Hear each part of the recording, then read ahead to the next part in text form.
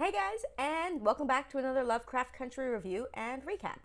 This time we're going to be looking at episode 7, titled I Am. And as always, I'm going to start off with a brief spoiler-free review before diving into the recap. To begin, I'll give this episode its grade. For me, this one is a B-. It's still better than most of anything else I've watched on TV recently. Raised by Wolves notwithstanding, that is an awesome show. But of the Lovecraft episodes so far, it was, for me, the least engaging. I still enjoyed it, but I was just not as sucked into the narrative as I have been in the past. And after last week's episode, which stayed with me for days after I watched it, this one felt like a big step down. Part of that might be that this episode focused on Hippolyta. It's a character that has been in the periphery thus far, and so I'm just not that attached to her. But I think the main reason was just the disjointed nature of the story being told. This show has seemed to switch genres a lot between episodes. We've gone through horror, adventure, thriller. This one, I guess, was like a sci-fi story, but it's a very specific kind of sci-fi. It reminded me of... Okay, this is very specific to me, but okay, my mom went back to school when I was in grade, I think 3 or 4. I don't know. Anyway, one of the courses that she took was a film studies course. And as part of that, she had to watch all of these weird movies. And I, at that time, was only allowed to watch an hour of TV a day, but she would let me watch these movies with her. And I was really excited at first because, for me, it was just more TV. Except after a while, I gave up because these movies were weird and they had no story, or at least not a story that my kid brain could process. Now, I'm not saying that there was no cohesive story being told in this episode, but it definitely reminded me of that feeling that I had watching those weird movies with my mom as a kid.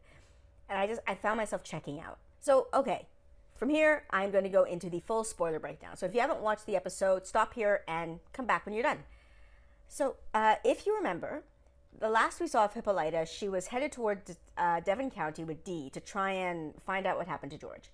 This episode begins with her, I guess, in a hotel room, trying to figure out how to use the orrery. And yeah, we got that stupid word again. Too many R's. It flashes back to 3 days prior, and she's standing in the wreckage of the Braithwaite mansion. No idea how she found this place, and we never get an answer to that. This episode, to me, actually does a lot of that thing that I complained about in an earlier review, where characters just figure stuff out and we don't get an explanation of how. I know that they probably left it out because it would be boring or it would take time away from the actual story, but it feels super weird. It takes me out of the episode because I found myself trying to figure it out. She knew she had to get to Devon County, but she didn't have an address.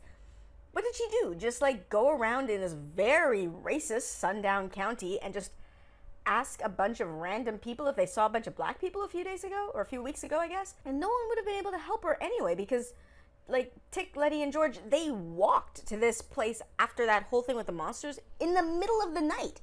No one saw them go there, so how the hell did Hippolyta find it? But okay, anyway, she finds a scrap from one of these comic books that her daughter draws for her dad. So she knows that George was there. Back in the hotel room, which again we know is 3 days later, she's still trying to figure out the orrery, and she keeps saying, "Okay, come on, light up." Which, what? How does she know that it lights up? It wasn't lit up when she found it the first time, was it? And does it have an instruction book that tells her that it lights up? Do orreries usually light up? That doesn't seem right. But okay, as weird as this is, I do appreciate that the show takes the time to show us that she's trying to figure it out, that we don't see her just staring at it and then just knowing how it works. Because yeah, stuff like that, like her finding the house in the middle of an entire county, it pulls me out of the story. Okay, she thinks it through, figures it out, and it lights up. Again, how did she know that it would light up? But it opens it up and it gives her a key along with a message. It says, every beginning is in time and every limit of extension in space. So yeah, that's some poetic word salad. Anyway, there's also a set of coordinates, so we know where she's going, or at least she knows where she's going, because I'm not looking up these coordinates, but Hippolyta is going to do it. After the credits, we see Ruby and Christina in the basement of Christina's house, looking at the corpses of William and whatever that white woman was that Ruby used, like Ruby turns into, the corpse of that woman. I don't know if we ever got that woman's name. She was the unpleasant woman with the dogs in the first episode. But okay, Ruby asks if Christina killed them, but no, turns out she just found their bodies and is using their blood and I guess their corpses to make the potion that, the potion that turns Ruby white and turns Christina into William. Ruby's a little freaked out, understandably, but Christina tells her that, she never lied. Everything she told her as William and about William is true. She trained under William to try and learn magic in order to impress her father, but eventually realized that it was silly to focus on learning magic for her father, and realized that she could do so much more. Ruby demands to know everything, and Christina tells her about the Book of Names and its connection to her family, like Ruby's family. And I'm like, what? Ruby's family? Isn't it Tick's family? Because if it's Ruby's family too, then it's also Letty's family, which makes Letty and Tick family. And no thank you. This is not Game of Thrones. We switch to a replay of a dream that Tick had of running down the hallway of the Braithwaite mansion as it burns, and his ancestor, runs ahead with the book. Except this time it's not Tick, it's Letty, and she's pregnant. But it ends exactly the same, with her suddenly catching fire and burning as she wakes. She gets out of bed and goes to Tick, and they kiss. And I'm still stuck on last week's episode thinking she doesn't know. She doesn't know that he's a murderer. And I think that we're supposed to forgive Tick because, he feels super bad about it, but he shot a woman in the head for no fucking reason. And yes, I know, following orders, but that is not enough of a reason. And feeling super bad about it is not enough of a penance. So, okay, back to the story we're in now anyway. Letty ends up telling him about her dream, and they realize that they've both had the same dream, and they decide that it's Tick's ancestor, who I finally realized her name is Hannah, is probably trying to send them a message. Through comparing notes, they realize that she ran out of the house with the Book of Names, and that Christina is doing all of this nonsense to try and just get some pages from that book, and Hannah took the whole damn book, and it's probably in his family stuff somewhere. The next scene we're in is in Montrose's place. It's the morning, and he's waking up to breakfast being made by his boyfriend. But Montrose is like a super dick about it, complaining about every damn thing. And I don't know why he's being such an asshole, but he practically chases his boyfriend out, just as Letty and Tick arrive to ask him some questions. Tick realizes that it's true, his dad is gay, and asks if his mom knew, and Montrose admits that, yeah, she did. Tick storms out, but Letty stays behind to, I guess, ask Montrose some questions. And we don't actually get to see this conversation, but it must have been hella weird. Letty's all, so, Montrose, yeah, your son just found out that you're a homosexual, called you a homophobic slur, and then stormed out. Oh, and on top of how that must make you feel, this is the 1950s. All of this just happened in the hallway, so you're probably really freaking out, but do you mind me asking you some questions about the magic shit that you clearly don't want us to know about because you murdered somebody a couple of weeks ago to stop us from pursuing this? Thanks.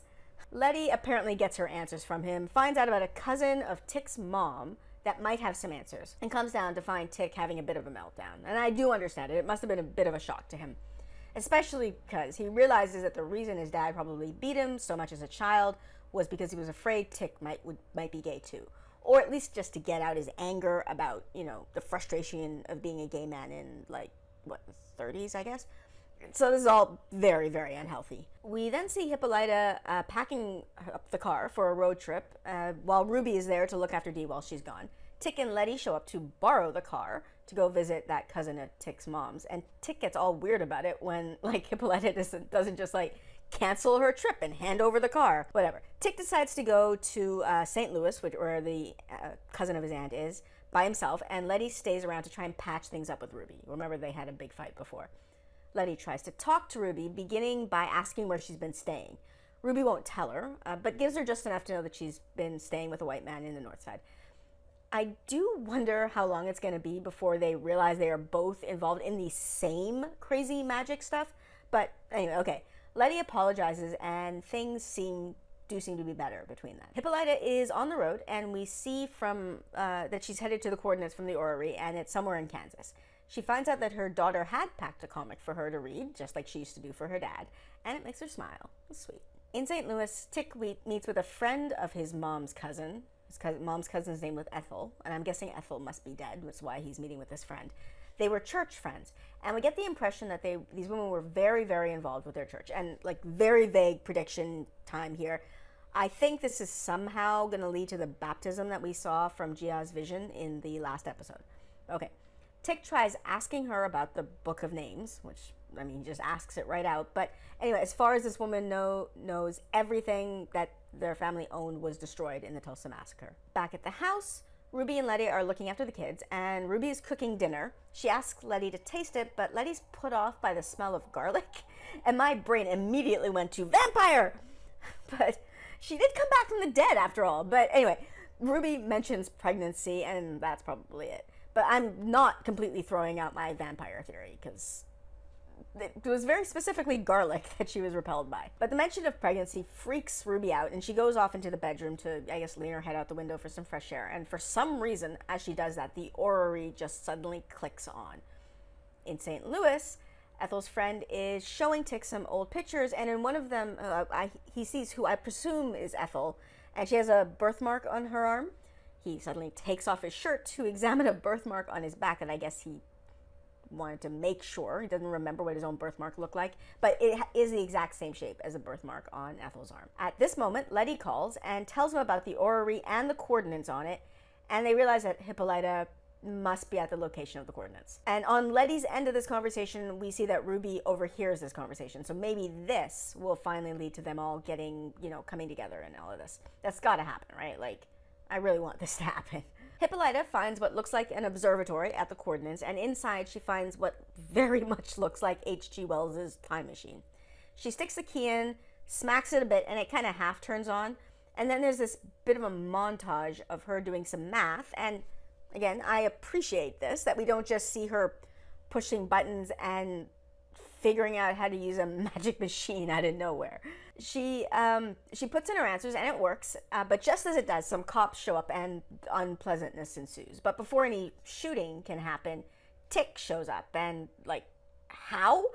This is some convenient ass timing. But okay, he shows up, there's fighting, there are gunshots and people crashing into the machine, and then this portal thingy flashes on and opens up, and one of the cops gets pushed through it, another one gets shot and dies. It's all good, except then the portal sucks Hippolyta and Tick into it. Hippolyta floats through something, and then there's like a bunch of numbers on the bottom of the screen. I'm going to assume they're time and space coordinates, but I have no idea what they mean. I'm not going to look it up. This is obviously the distant future, and some androids show up, and then she wakes up naked in a white room with some weird purple thingies in her wrists.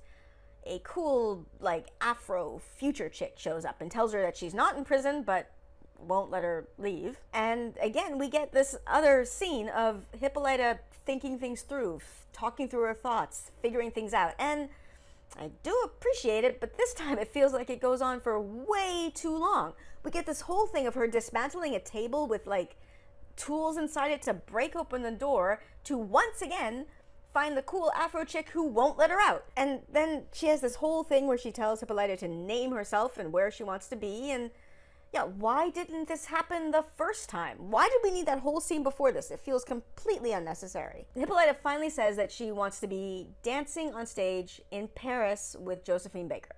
And then she is.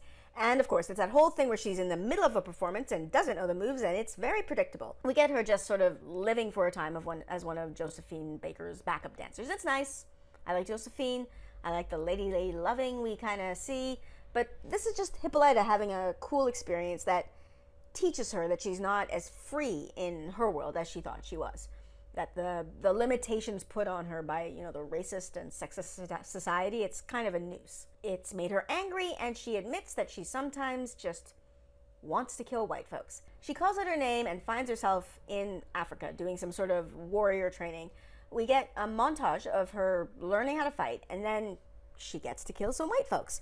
And at first this one really confused me because we had a bunch of female warriors with swords and spears fighting a bunch of white soldiers who, by the looks of their uniforms, should have had guns. And this really should have ended the other way. But we learn later that the machine is not a time machine. It's more of a multiverse machine. So you go to different worlds. So I guess these white guys don't have guns? Okay, actually on second viewing, some of them do have guns, but they just don't shoot them. It's really weird. They see a bunch of women coming at them with, swords bared. They're there to fight them, but they just don't shoot their guns. I guess these are just fantasy experiences, because that's the only thing that makes any sense. But, okay, fighting, blood, gore, decapitation, it's pretty badass. Hippolyta then gives this big old speech about freedom, but it ends with her looking lost.